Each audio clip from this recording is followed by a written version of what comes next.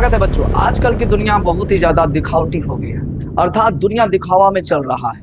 जो लोग 10 मिनट के आंसर को 50 मिनट में बताते हैं और जब बिहार बोर्ड का रिजल्ट आता है तो वे कहते हैं ये हमारे क्लास के बच्चे हैं, हमसे पढ़कर टॉपर किया है।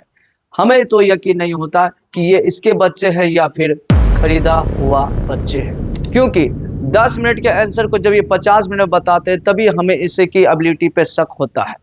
आप इस वीडियो को देखिए और जाकर बड़े यूट्यूबर के वीडियो को देखिए, आपको विश्वास हो जाएगा बच्चे वास्तव में पढ़ते कहाँ हैं। तो चलिए छात्र, आज जो है हम आपसे है ना 10 मिनट लेंगे, 50 मिनट नहीं, 10 मिनट में बातचीत का पूरा क्वेश्चन आंसर समझा देंगे। और यकीन मानिए आपको 50 मिनट में समझ में आया हो या ना हो, लेकिन 10 मिनट में आपको सुनकर ही समझ में आ जाएगा, अच्छे से आप बना लोगे। तो चलिए वीडियो के उस पार। क्वेश्चन आंसर बताने से पहले हम कुछ बातें बता देते हैं। अगर आप वो करते हैं जो हम बताएंगे तो आपको वो मिलेगा जो आप चाहोगे, अर्थात आपको सुन करके ही याद हो जाएगा। तो इसलिए आपको करना क्या है कि अगर आपके पास एयरफोन है तो कान में एयरफोन लगा ले, या फिर आप स्क्रीन को बड़ा कर ले और चुपचाप अपने कमरे को बंद करके सुने मेरे बातों को। आपको यकीन में सुन करके याद होगा और 7 जन्म तक याद होगा, भूलवो नहीं करोगे। ठीक है, तो चलिए वीडियो को स्टार्ट करते हैं। पहला क्वेश्चन है आपका, अगर हम में वाक शक्ति ना होती तो क्या होता। सोचिए छात्र, अगर हम में वाक शक्ति ना होती, अर्थात अगर हमारे अंदर बोलने की शक्ति नहीं होती, बोलने की ताकत नहीं होती, तो क्या होता। तो आपके मन में एक ख्याल होता, सर अगर हमारे अंदर बोलने की ताकत नहीं होती तो हम अपने दुख तकलीफ, अपनी कष्ट पीड़ा को किसी से बयान नहीं कर पाते, अर्थात अपने दिल की बातें, अपने मन की बातें किसी को नहीं बता पाते। पहला बात। दूसरा, ये दुनिया जो अभी इतना शोर शराबापूर्ण भरा पड़ा है, ये दुनिया जितना होल चोल से भरा पड़ा है, ये दुनिया पूरा सुनसान लगती, अर्थात ये दुनिया पूरी तरह गूंगी नजर आती है, संसार पूरी तरह गूंगी नजर आती। लोग एक दूसरे से बात नहीं करते और बैठ के कोने में रहते, है ना। और ये दुनिया इतना इंटरेस्टिंग भी नहीं लगती सर। जैसे आप देखते हैं शादी ब्याह में, जब माहौल होता है शादी ब्याह का तो उसमें डीजे आता है। अगर व्यक्ति बोल नहीं पाता तो गाना कैसे बनता, गाना नहीं बनता तो डीजे में डांस कैसे करते तुम लोग। तो बात वही है कि अगर हमें वाक शक्ति ना होती तो दुनिया सुनसान और वीरान लगती। लोग अपनी भावनाएं, अपनी इच्छाएं, अपने दिल की बात किसी से बयान नहीं कर पाते और ये दुनिया पूरा सुनसान और गूंगी प्रतीत होती। तो आप इस तरह पहला क्वेश्चन का आंसर दे सकते हैं। दूसरा क्वेश्चन है आपका, बातचीत के संबंध में बेन जॉनसन और एडिसन के क्या विचार हैं। ठीक है, देखिए ये दो जो व्यक्ति आप देख रहे हैं, बेन जॉनसन और एडिसन, ये दोनों बहुत बड़े ज्ञाता थे। अब बातचीत के संबंध में दोनों अपना अपना मत रखे और दोनों का मत बिल्कुल सत्य है। हम लोग पहले एक एक करके सबका मत जानते हैं। सबसे पहले हम बात करें बेन जॉनसन की, है ना। ये बेन जॉनसन आप देख रहे हैं, इसने कहा था कि व्यक्ति के बोलने से उनके रूप का पता चलता है, अर्थात उनके रूप का साक्षात्कार हो पाता है। अगर हम दूसरा भाषा में बोले तो बेन जॉनसन ने कहा कि व्यक्ति के बोलने से पता चल पाता है व्यक्ति अच्छा है या बुरा, गलत है सही, ईमानदार है या बेईमान, अर्थात व्यक्ति के बोलने से ही उनके गुण दोष का पता चल पाता है। ये किसने कहा? Ben Jonson. अब आते हैं दूसरा व्यक्ति, आप देख रहे हैं यहाँ पे लिखा हुआ एडिसन। एडिसन महोदय ने बातचीत के संबंध में कहा कि असल बातचीत, मतलब रियल जो बात होता है वो केवल दो व्यक्तियों के बीच होता है, अर्थात दो व्यक्ति जब बात करती है तो वहां पर बात पूरे सत्य होती है, अर्थात वो लोग अपने दिल की बात, अपनी भावनाओं को बता पाते हैं। आप लोग गौर से समझिएगा, एक पति पत्नी जब बात करता है, दो व्यक्ति है, या एक प्रेमी प्रेमिका जब बात करता है, दो व्यक्ति हुआ, तो देखिए जब प्रेमी प्रेमिका बात करेगा बिल्कुल बात सत्य होगा, वो जो बताएगा हाँ मेरे साथ ये हुआ वो हुआ, सब बातें सत्य कहेगा।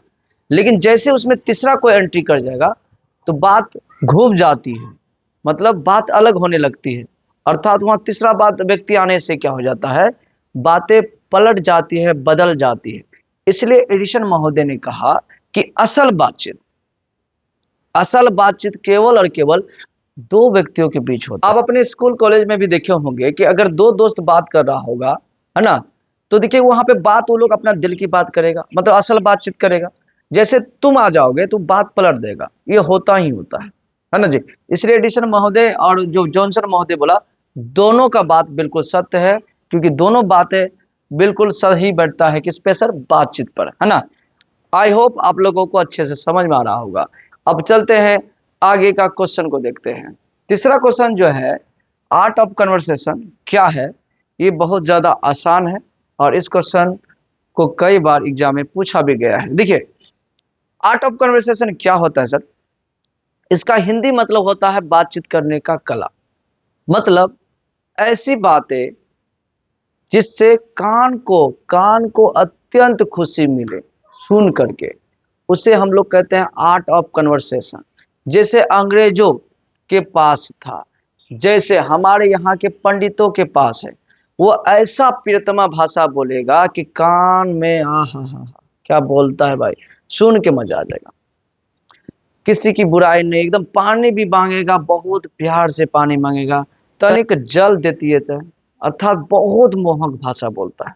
तो आर्ट ऑफ कन्वर्सेशन का मतलब होता है बातचीत करने का कला, ऐसा बात करने का तकनीक जिसके द्वारा कानों को अत्यंत खुशी मिले और लोग आपकी बात सुन करके मोहित एवं आकर्षित हो पाए, उसे हम लोग कहते हैं बातचीत करने का कला, अर्थात आर्ट ऑफ कन्वर्सेशंस। ठीक है सर।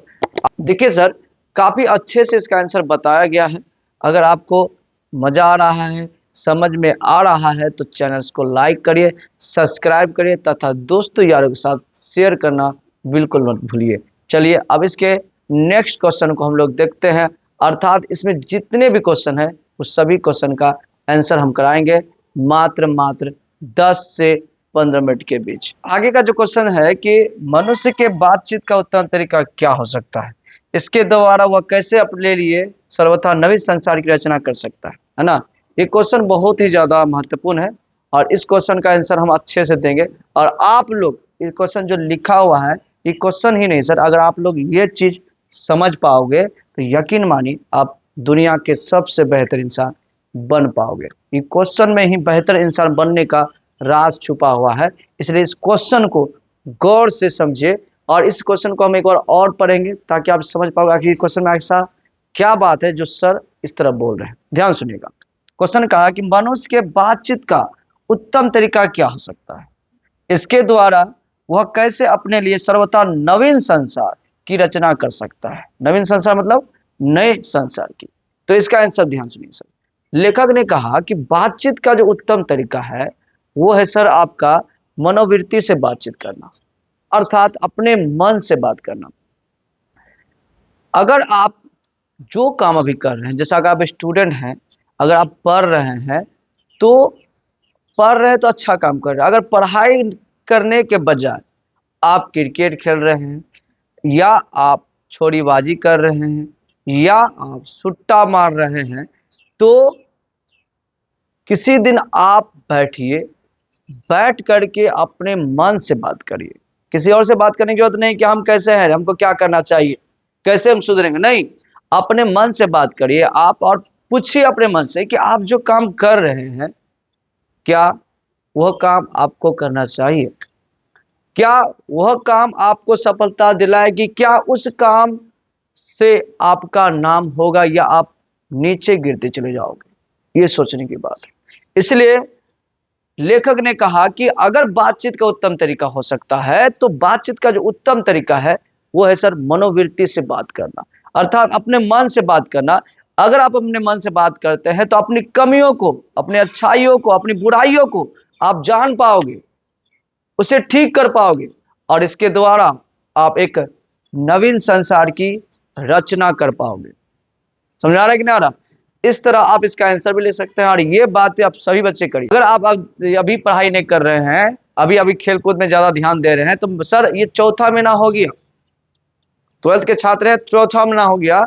अगर आप पढ़ाई नहीं कर रहे हैं, इधर उधर कर रहे हैं, पढ़ाई में फोकस नहीं कर पा रहे हैं, अगर आपके फैमिली मिडिल है, अगर पापा रईस है तो कोई बात नहीं, अगर आपके पापा फैमिली मिडिल फैमिली के हैं, गरीब परिवार के हैं, आपके पिताजी किसी का मजदूरी करते हैं, तो आपको 20 लाख 25 लाख नहीं देने वाला है बिजनेस के लिए, आपको जो करना होगा खुद से करना होगा। और याद रखना, गरीब व्यक्ति को एक ही साधन है जो आगे बढ़ा सकता है, वो है सर पढ़ाई। अन्यथा कोई साधन, दुनिया कोई साधन नहीं है सर जो गरीब व्यक्ति को आगे बढ़ा सकता है। इसलिए अगर आप 12th के छात्र हैं तो पूरी तरह फोकस करिए पढ़ाई में। अगर आप पढ़ाई में फोकस नहीं करिएगा तो यकीन मानिए आप गरीब थे, गरीब है और गरीब ही मर जाओगे, आपका कुछ नहीं हो सकता। ठीक है, इसलिए इस बात को क्वेश्चन में नहीं अपने जीवन में भी लागू करो, ये बहुत इंपॉर्टेंट बात है। चलिए अब इसके नेक्स्ट क्वेश्चन में हम लोग चलते हैं। आखिरी क्वेश्चन है सर आपका, सच है जब तक मनुष्य बोलता नहीं तब तक उसका गुण दोष प्रकट नहीं होता। ये सर आखिरी क्वेश्चन है और इस क्वेश्चन का मैं सर व्याख्या करना होता है। ठीक है, तो व्याख्या करने के लिए आपको बता दें, जब भी व्याख्या करने का है तो आप लिखिएगा प्रस्तुत पंक्ति हमारे दिग्गत भाग 2 से लिया गया। दिग्गत क्या है सर, आपके बुक का नाम है, हिंदी के ऊपर में जाके देखिए लिखा होगा दिग्गत भाग 2। ठीक है, तो आप लिख सकते हैं प्रस्तुत पंक्ति हमारे दिग्गत भाग 2 से लिया गया है, जिसके लेखक बालकृष्ण भट्ट तथा शीर्षक बातचीत है। इस तरह आप लिख लीजिएगा, उसका पैराग्राफ चेंज करके इसके बारे में लिखिएगा। अब आते हैं सर इसका आंसर क्या होगा। यहाँ जो पॉइंट दिया गया है, सच है जब तक मनुष्य बोलता नहीं तब तक उसका गुण दोष प्रकट नहीं होता, है ना, ये बात बिल्कुल सत्य है, क्योंकि व्यक्ति के बोलने से ही उनके गुण दोष का पता चलता है। जैसे अगर आपके पास कोई व्यक्ति आता है, वो चुपचाप बैठा रहेगा, आपसे बातें नहीं करेगा, तो आप जान कैसे पाओगे व्यक्ति सही है कि गलत है। तो यहाँ बात जो बिल्कुल बोला है बिल्कुल सत्य है। तो आप लिख सकते हैं उपयुक्त पंक्ति में कहे गए कथन बिल्कुल सत्य है कि व्यक्ति के बोलने से उनके गुण दोष का पता होता है, अर्थात उनके रूप का साक्षात्कार हो पाता है कि व्यक्ति कैसा है, अच्छा है या बुरा, ईमानदार है या बेईमान। इस तरह आप इस चीज को लिख सकते हैं। ये कोई भारी सवाल नहीं था, इसके बारे में आपको बताना था। आप लोगों को मेरा वीडियो कैसा लगे हमें अवश्य कमेंट करिएगा। अगर अच्छा लगे तो चैनल को लाइक करिएगा, सब्सक्राइब करिएगा।